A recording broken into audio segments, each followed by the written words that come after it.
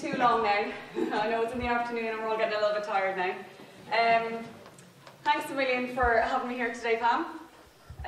When Pam asked me this was to do a keynote, it's not so much a keynote as a love fest. It's a big, huge thank you to everyone who got involved in EU Code Week. And I'm just going to explain exactly what went on. So just to start off the keynote, here's a little bit about myself. I'll explain how I got into the role that I'm in the EU Commission. I was talking to someone earlier on about all the different hats that a person can have, and I have a few hats up here.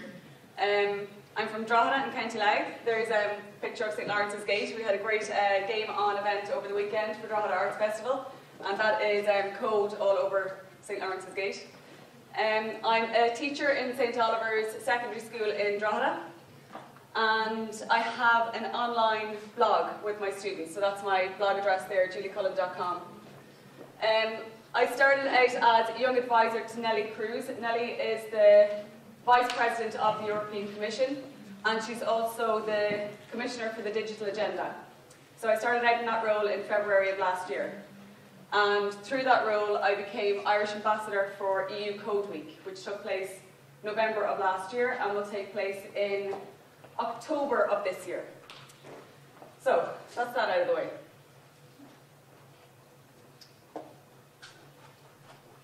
So here's the blog, my classroom blog, our global voice. Here's a lovely picture of me when I was young and stupid. I had to be scanned onto the computer because we didn't have mobile phones, thank God. As Evelyn was saying earlier, that could have done a lot of damage. But here are some lovely pictures of my students in St Oliver's, and this is how we use our class blog. We talk to students from all over the world. We interact with them, not just Europe, but we've been in contact with people from North Carolina, from Australia. Sometimes it's through Twitter or Facebook or people that I know, teachers that I know. But very often it's through comments that are left on the blog. The reason I set up the blog is because for my thesis in DCU, I was told to find an area of my teaching practice that I was not satisfied with. So it really, really annoyed me. I don't know if there's any other travelling teacher out there like me, but I don't have my own classroom. So I have 9 periods a day, I teach English, and I don't have my own room. I have to hawk around all these books and bags and copies, and I am sick and tired of even apologising to students for losing their work. It happens to me all the time. My boot of the car is my office. So I tried to change that up by creating a class blog. My students write beautiful poetry, they write prose, they have collaborated on creative projects and wall charts, and they've slaved over scrapbooks and comic books. And where do all of these end up? In presses, in the boot of my car, in the bin, because I can't hold them anymore. So what I do now is I just take photos of them and I put them up on our class blog, and that way, people from all over the world can view them. I see my blog as a virtual classroom. I don't have my own classroom, so this is my virtual classroom. I can post resources for my students, pictures of our school and class events, and examples of excellent homework. That's something that the students really love. So if anyone ever does an excellent essay, I'll post it to the blog, and Mum and Dad and Granny can go on and have a look, and they really, really enjoy it. I'd encourage any teacher in the room or any educator in the room without their own classroom, especially second or third level. If you don't have your own class, I'd really encourage you to go on and do something like this. It has done absolute wonders for my own social networking. Now, not that I needed another social networking tool, but just for educators and for teachers to comment on our blogs, it's been so effective in my own teaching. So, moving on to the European Commission. As I said, I'm in this position since about, I think it's February of last year. And it was the last conference. We had a big conference in February of last year. There was a big SESI conference. And I remember it was a really big deal. I was delighted. I had been recommended by Anne White at the NCCA. Anne was very proud. Anne Looney, who was head of the NCCA, she was very proud as well. And they gave me a big shout out at the conference, and I was still in bed.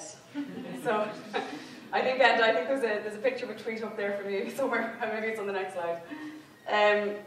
So I am young advisor to this woman here. This is Vice President Nellie Cruz, and she's an absolute inspiration in all things digital. She's 72 years of age. but you wouldn't think it to be around her, to listen to her, to look at her even. She's so stylish and fabulous. She has the energy of a teenager. It's a very, very exciting role that I have. I get to travel to Brussels, I get to travel to Strasbourg. This summer I get to go to Italy because there's a meeting on in Italy. I get to meet lovely, new and interesting people. Nellie she wanted to give a big shout out to everyone here today. She was delighted to hear about a conference, an education conference that takes place on a Saturday. And she was in Dublin on Tuesday at a meeting with Minister Cullen. And she couldn't believe that teachers are giving up a whole day just to learn and to educate ourselves more. And she was so inspired by it. She's very passionate about all things ICT. As I mentioned already, she's the Commissioner for the Digital Agenda. She's a great believer in empowering women in ICT. So she strives to find as many courses and as many things as she can for women in ICT. She's actually, when she chose me to be her young advisor, I was a little bit biased because she was looking for women. She wasn't looking, she had enough men on the team, so already I had a foot in the door. So if I move on then to Code Week, this is the Love Fest now.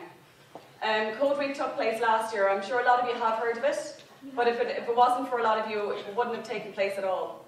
In August of last year, Nellie Cruz, together with her young advisors, tested the waters with an idea of a week of coding throughout Europe. Now, you've probably heard of the Hour of Code and things like that. It's been done before, but we just wanted one in Europe. There's been a lot of talk recently about the success of EU Code Week and what exactly drove Ireland to the top of the table. So out of every single European country, Ireland was top. We had over 300 events in Ireland alone in that week. They had 2 in France.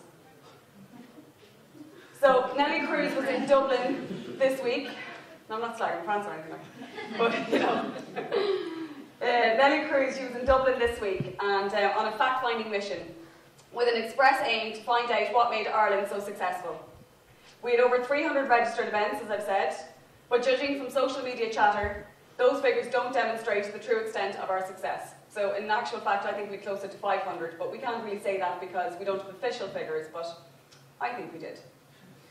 I had meetings with workshops with other young advisors. So there's 25 of us on this panel. There's 25 young advisors. I'm the Irish one. So I had meetings with all the other young advisors from all over Europe. And I was asked to explain, just explain why Ireland was so successful. Can you do that? So educators and people from industry came to the workshop. It was this big, massive workshop. There was the guy from Angry Birds. There was all these very important people dying to know what made Ireland so successful. I had to go up and do a big talk. They wanted to know how the schools and businesses were contacted. They wanted to know who did our PR. They wanted to know how much the mentors were paid. They wanted to know how much the teachers were paid. They wanted to know who wrote the coding classes that students participated in during the week. They wanted to know how we got the tea shop to launch it. They wanted to know how we got so much national media coverage. And I was trying to explain to them, well, I tweeted about it. You know, I asked them. I asked the teachers. I asked my network of friends in the industry to help me out, and they just could not believe that people would do that. That teachers would reply to a tweet, set up an event during their own time, take time out of their class. They just could not get over it. I don't think they believe that that's how it started, and it is the God's honest truth. I tweeted that I had just been made the Irish Ambassador for EU Code Week, and immediately Bernard Kirk from Galway Education Centre and Minister Cullen jumped on it, and they got the ball rolling. Minister Cullen was overly generous with both his time, his expertise and his contacts. I owe him a lot. The mentors and teachers of Coder Dojo. I suppose we're very lucky in Ireland that Coder Dojo was founded here. So we have a real love for Coder Dojo. It was founded by a 19-year-old, which just goes to show. I think we probably have the next founder here. I mean, look at the youth media team here today. Look how well they're doing. I definitely think there's going to be something coming from them down the line. The mentors and coders of Coder Dojo. Huge thanks to them. The guy from Angry Birds, as I've said already, he emailed me there a couple of weeks ago. I can't think of his name. He emailed me and he asked me to write out a blueprint, or is there some kind of blueprint I can give to show how well Ireland did during Code Week? Is there some kind of blueprint we can give to other countries? if anyone comes up with something, I'm open to it. But I think it's just because we've such a great community here in Ireland. We've such a great community of teachers. We've such a great network of teachers. The next slide then. There we go. The whole way through Code Week, I was really, really nervous because in case somebody said to me, so what first got you into coding? And I didn't want that question because I don't code. And I thought, well, if they find out that I'm a big fat fraud, you know, maybe they won't take it so seriously. So I managed to get, I'd say I got about 5 days into Code Week. I was doing really well. We were in Brussels. We launched it from Brussels. And nobody had asked me the question. I thought I was very safe. Until I did a radio interview from Brussels with an Irish radio station. So thankfully there was no backlash. So I was given the line, just tell them you're from an education background, you're not from a coding background. So that's my official line. I'm not from a coding background. Now I do a little bit of coding now, obviously, but that's thanks to the kids who taught me, thanks to Coder Dojo. It is interesting to note that the other most successful country in EU Code Week was Croatia. And Croatia was also a teacher who was ambassador. So I think the success behind the Code Week, I think it's the fact that it's teachers and educators behind it that's driving that success. Getting young people interested in coding isn't just about technology and maths. It's about enhancing their problem-solving skills, which is something as an English teacher that I'd be really, really interested in. Trying to get them to create something, trying to get them to structure their answers, to work together. Ireland, as I said, Ireland did over 300 events happening during the first year of Code Week between the 25th and the 30th of November. And you'll notice that this year, I want everyone to take down that date please, the 11th till the 17th of October. So that's Code Week for this year, is the 11th till the 17th of October. So our goal during Code Week is to improve the visibility of coding on a European scale, to motivate people to start coding, and to connect individuals, groups, organisations and companies who are willing to help more people experience the joy and relevance of coding. We need teachers and industry to make this week a success.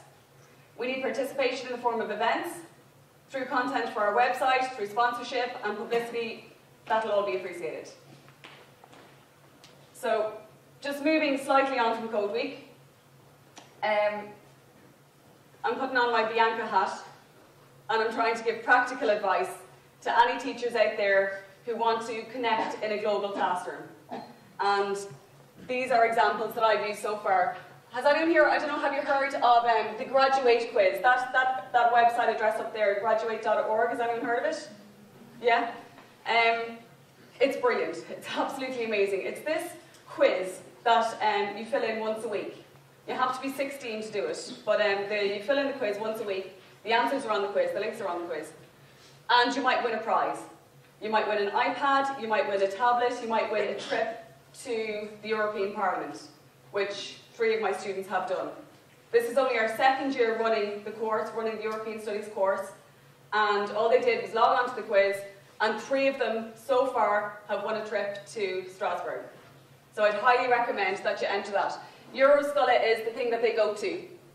They get to sit in the big hemisphere in Strasbourg, they get to see what it's like to be an MEP for the day, and they absolutely love it. They interact with students from all over Europe. It's brilliant for solidifying new friendships and meeting new people from different countries.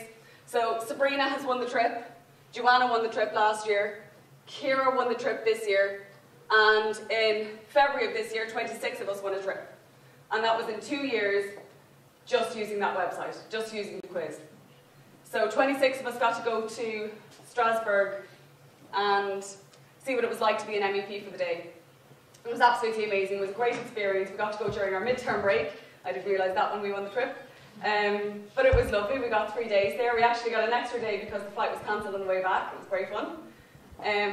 It was the best fun ever.